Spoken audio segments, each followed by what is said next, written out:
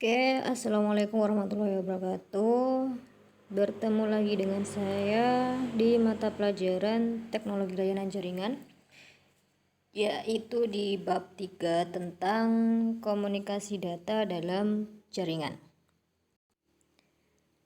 Setelah sebelumnya kita sudah mempelajari tentang komunikasi data, kemudian organisasi, standarisasi,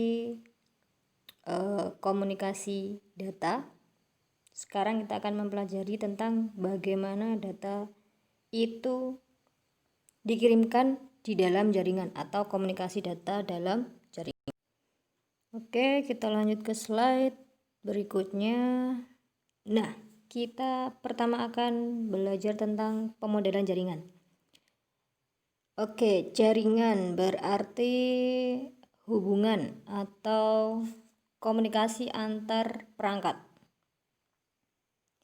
Antar dua perangkat, contohnya misalkan di sini ada PC1 dengan PC2. Dia terhubung menggunakan media transmisi berupa apa? Kabel UTP. Antara PC1 dengan PC2 ini saling berkomunikasi untuk bertukar yang namanya apa? Data. Nah, kalau kita berbicara tentang komunikasi data, pertanyaannya adalah bagaimana datanya itu bisa dikirimkan. Jadi pertanyaannya adalah bagaimana proses dua PC tadi bertukar data atau berkomunikasi. Jadi prosesnya itu seperti apa atau bagaimana? Jadi jawabannya adalah menggunakan pemodelan jaringan. Jadi pemodelan jaringan itu mempelajari tentang proses pertukaran data di dalam jaringan. Nah, pemodelan jaringan ini kalau di komunikasi data ada dua model. Jadi pemodelan jaringan itu mempunyai dua model. Yang pertama model TCP/IP dan yang kedua adalah OSI atau OSI layer. Sudah pernah kita pelajari sebelumnya. Nah, bedanya apa? Model jaringan TCP/IP dengan OSI ini. Oke, kita lanjutkan di slide berikutnya. Pendekatan model yang pertama ada yang TCP/IP. Kemudian yang kedua ada OSI. Jadi pendekatan model itu yang pertama dibuat adalah TCP/IP ini sekitar tahun 1947. Kemudian si OSI ini dibuat sekitar tahun 1970. Nah, model jaringan TCP/IP dan OSI ini dibuat oleh Lembaga Standarisasi Komunikasi Data yang disebut OSI. Yang disebut dengan ISO atau International Organization for Standardization. Udah kita bahas ya di pertemuan sebelumnya tentang organisasi yang menstandarkan tentang komunikasi data. Oke, kita lanjutkan. Bedanya apa sih TCP/IP sama OSI ini? Nanti akan kita pelajari lebih lanjut. Nah, si TCP/IP dan OSI ini melahirkan atau mempunyai konsep yang disebut dengan konsep layering. Jadi ada beberapa layer untuk proses pengiriman data. Contohnya nih, kita berikan contoh sederhana yaitu tentang komunikasi data antar dua orang. Contohnya di sini misalkan Mbak Li dan Mbak Jung ini dia ingin bertukar data. Nah, syarat untuk berkomunikasi.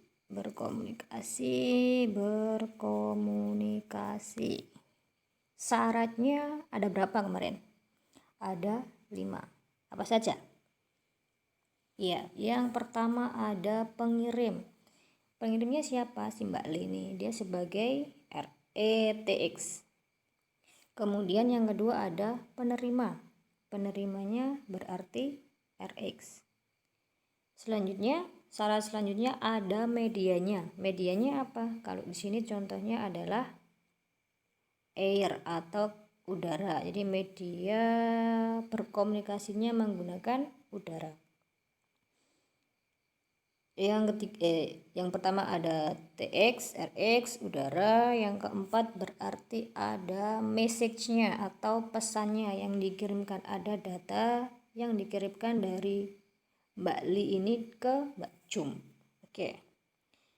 Yang terakhir apa? Syarat komunikasi data yang terakhir ada yang namanya protokol. Masih ingat kan ya protokol? Protokolnya apa? Protokolnya misalkan bahasanya harus sama. Paham ya? Sampai sini dapat dipahami. Jadi contoh sederhananya itu komunikasi data antar dua orang. Syaratnya ada 5. Ada pengirim TX, penerima RX, kemudian ada message-nya atau data, ada medianya. Kalau berkomunikasi itu kan kita menggunakan udara ya, ditangkap oleh udara. Kemudian yang terakhir ada protokol. Protokolnya apa? Menggunakan bahasa yang sama, contohnya misalkan pakai bahasa Indonesia. Oke, dapat dipahami. Tadi itu dinamakan konsep layering, menggunakan satu layar yaitu layar 1. Oke, sampai sini paham? Kita lanjut ke slide berikutnya. Nah, kita sedikit lebih kompleks contohnya. Nah, ini menggunakan 3 layer. Contohnya misalkan Mbak Li mengirimkan pesan atau message atau surat ke Mbak Jum menggunakan jasa pengiriman. Kalau yang tadi kan secara langsung, tidak menggunakan jasa pengiriman, jadi hanya 2 orang secara langsung. Medianya menggunakan udara.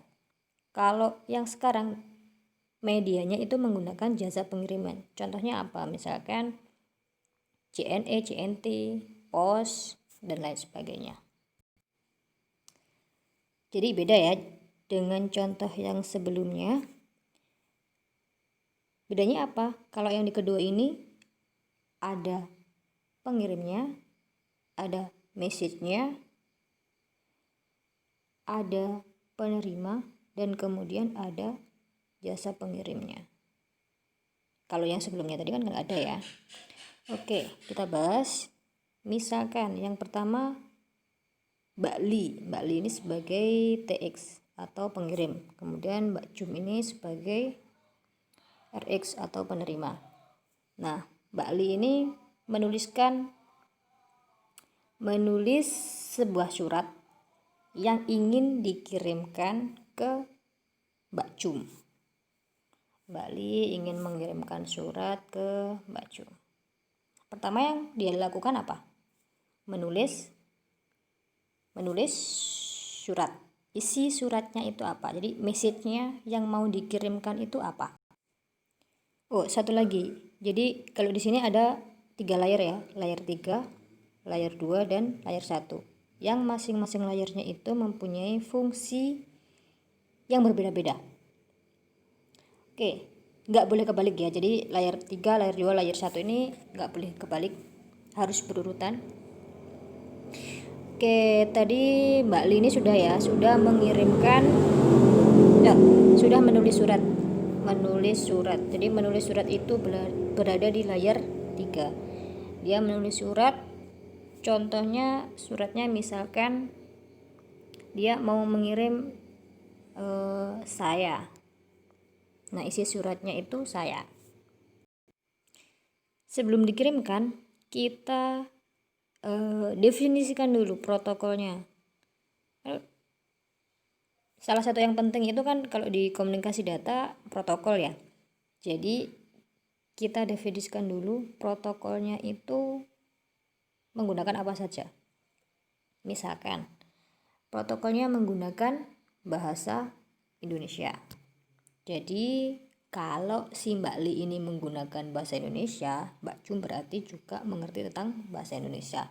Nggak mungkin kan misalkan menggunakan bahasa Korea, karena salah satunya pasti tidak memahami. Oke, yang pertama berarti menggunakan bahasa. Bahasanya Indonesia, berarti tulisannya juga menggunakan bahasa Indonesia. Syarat yang kedua, protokol yang kedua, misalkan dia menggunakan jasa pengiriman CNT, CNT, berarti harus menggunakan jasa pengirimannya sama. Tidak boleh misalkan si Mbak Li menggunakan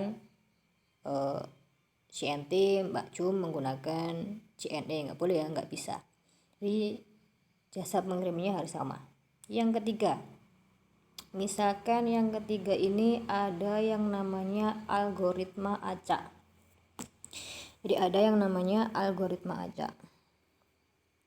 Algoritma acak ini fungsinya untuk mengacak pesan.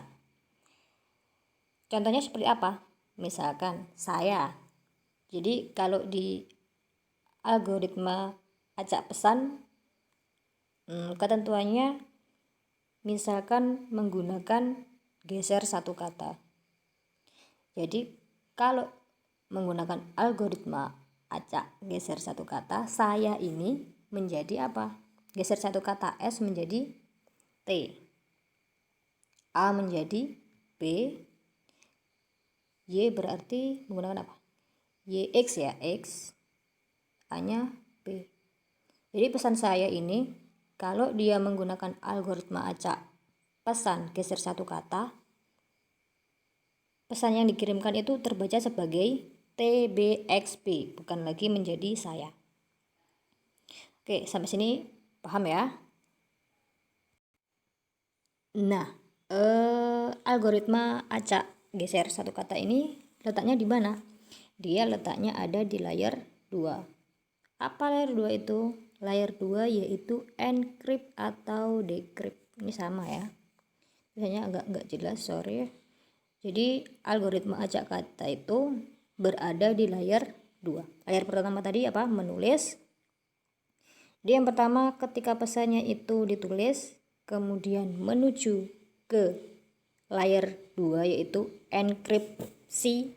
Jadi pesannya dienkripsi dulu. Fungsinya apa? Fungsinya biar nanti ketika pesan itu sampai ke jasa pelayanannya atau misalkan Pak Posnya, petugasnya itu tidak bisa membaca pesannya. Jadi kalau pesannya saya, si Pak Pos ini membacanya sebagai TBXP. Jadi nggak tahu kan maksudnya seperti apa. Nah, enkripsi fungsinya seperti itu, mengamankan pesan yang akan dikirimkan. Jadi petugas pengiriman datanya, pengiriman pesannya itu tidak akan tahu. Oke, jadi layer 2 fungsinya untuk enkripsi atau dekripsi. Nah, pesan yang sudah dienkripsi tadi namanya disebut sebagai ciphertext. Kalau yang pertama tadi yang sudah ditulis, yang sebelum dienkripsi itu namanya plain text.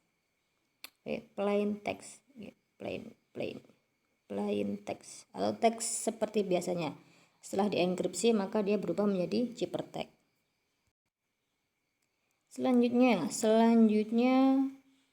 baru pesannya dikirimkan.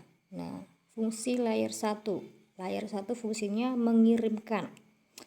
Mengirimkan pakai apa? Misalkan pakai kendaraan, motor atau mobil. Jadi si petugas pengiriman CNT apa tadi menggunakan motor atau mobil untuk mengirimkan pesannya ke Mbak Jum. Nah, setelah sampai dia terkirim sebagai pesannya sudah diterima. Misalkan ini tadi dari Malang ke Blitar. Nah, ini kan ada JNT yang cabangnya Malang, misalkan letaknya di Lowokwaru. Di sini Lowok Waru. Pesan dikirimkan sampai di JNT yang kantor cabang Kesamben. Nah, udah terkirim kan? Tapi masih dalam keadaan pesannya itu terenkripsi. Jadi petugas yang di Kesamben ini juga tidak bisa membaca pesannya. Jadi masih aman ya pesannya. Masih dalam bentuk Cybertext. Oke, kemudian si layer 1 itu mengirimkan ke layer 2. Lanjut ke layer 2. Kalau yang layer 2 di sini dia fungsinya mendekrip atau mengembalikan. Jadi setelah dienkripsi kemudian dikembalikan atau didekrip. Dikembalikan, tadi kan pesan yang dikirimkan berupa TBXP ya. Setelah didekrip maka balik lagi pesannya jadi saya, berubah ke plain text. Baru setelah didekrip kemudian dikirimkan ke baju. Nah, layar 3. Jadi pesannya diterima. Pesannya diterima dalam bentuk plain text menggunakan bahasa Indonesia. Seperti itu. Oke, dapat dipahami? Oke, paham ya dengan apa yang dimaksud dengan konsep layering? Jadi kesimpulannya, konsep layering itu setiap layar mempunyai fungsi yang berbeda-beda. Contohnya tadi layar 3 ini ya fungsinya jadi dibagi dua ya. Dibagi dua, ini sebagai RX pengirim, TX pengirim, kemudian yang sini sebagai RX. Nah, di sisi pengirim atau TX, layar 3 ini fungsinya untuk menulis, layar 2 untuk mengenkripsi pesan, yang layar satunya untuk mengirim. Nah, setelah pesan dikirim, terkirim kan di satunya lagi, sama di layar 1 ini. Kalau di sini mengirim berarti sini menerima. Kemudian lanjut ke layar 2. Layar 2 kalau di sini encrypt berarti di sini decrypt, mengubah pesannya, dikembalikan ke awal. Setelah di decrypt berarti naik ke layar 3. Layar 3 kalau di layar 3 yang sebelumnya tadi dia menulis berarti di sini membaca. Dibalik ya. Oke, paham sampai sini? Cukup mudah ya. Semoga dapat dipahami. Sampai jumpa di pertemuan berikutnya. Tugasnya belum ya. Untuk tugas kalian silakan membuat pertanyaan minimal 30 pertanyaan dimulai dari pertemuan pertama sampai pertemuan ketiga. Setelah membuat pertanyaan, masing-masing anak silakan mencari kelompok, masing-masing 2 anak. Pertanyaannya silahkan kalian tanyakan ke teman kelompok kalian.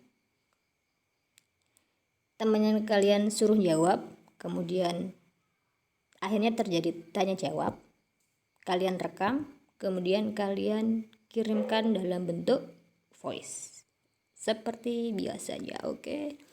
Sampai sini semoga bisa dipahami. Saya akhiri. Wassalamualaikum warahmatullahi wabarakatuh.